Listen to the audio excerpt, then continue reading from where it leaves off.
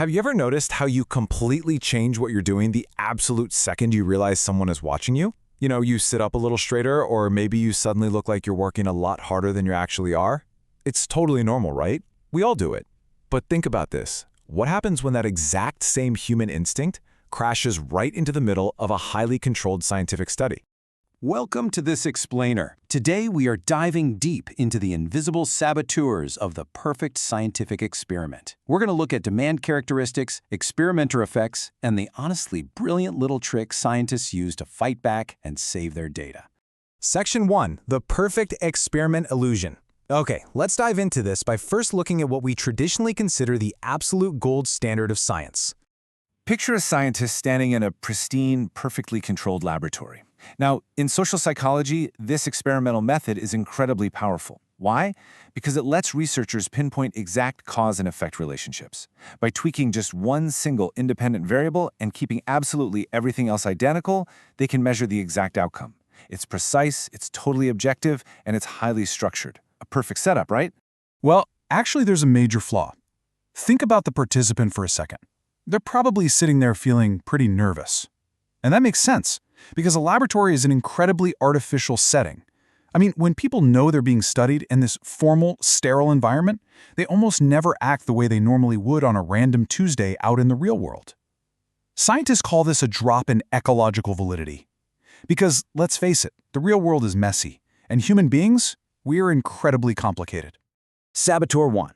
Demand characteristics. That weird, artificial feeling in the lab actually gives rise to the first invisible force that can completely ruin the data from the participant's end. So this concept was pioneered by psychologist Martin Orne, and it's called demand characteristics. It basically happens when a participant makes a guess about what the experiment is secretly trying to test, and then they completely change their behavior to fit that guess. Sometimes they do it on purpose, sometimes they don't even realize it. Essentially, they guess the hypothesis and just start acting the way they think they're supposed to act. Now, what's really interesting about this slide is that the participant suddenly stops being a passive subject. Instead, they essentially put on a metaphorical detective hat, whip out a magnifying glass, and start investigating. And once they think they've cracked the case and figured out the secret goal, boom, they stop acting naturally. Some of them bend over backwards trying to be overly helpful just to prove the scientist right, while others, well, they might intentionally act out just to sabotage the whole thing. And the result of all this? The data just becomes a reflection of a social performance rather than actual reality. For example, research shows that if someone suspects a study is secretly measuring aggression, they are incredibly likely to artificially suppress their anger.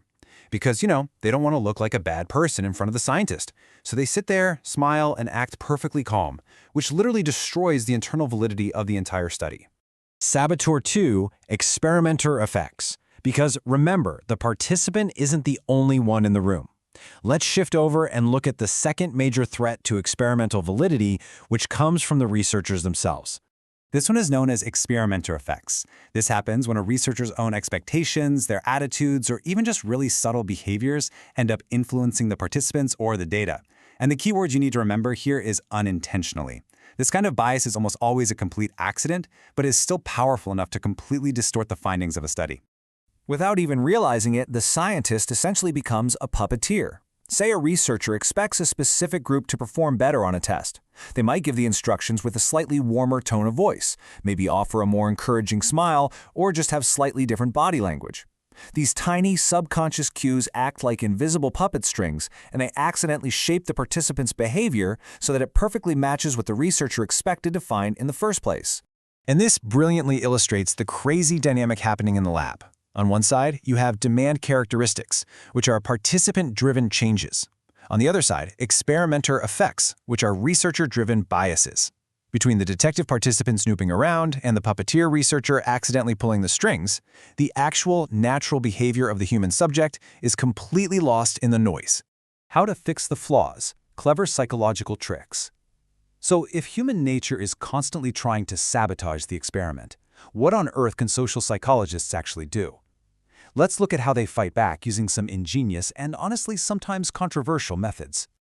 There's a great quote from the source material that says, "Social psychologists sometimes need to deceive participants to avoid demand characteristics by hiding the true nature of the study."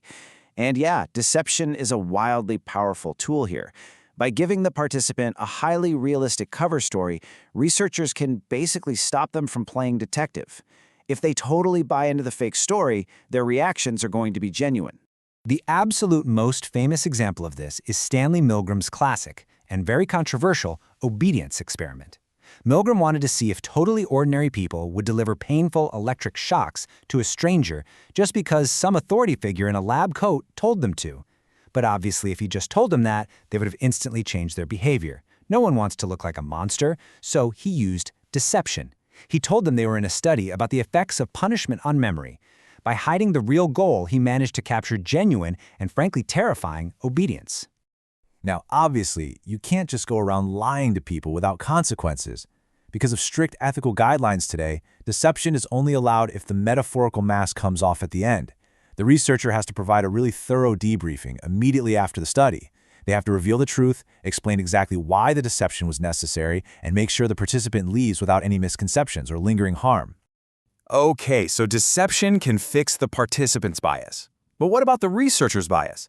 How exactly do we stop the accidental puppeteer from pulling the strings? The answer is a frankly brilliant methodological design called the double-blind procedure. Step 1, you hide the conditions from the participant. We already talked about that.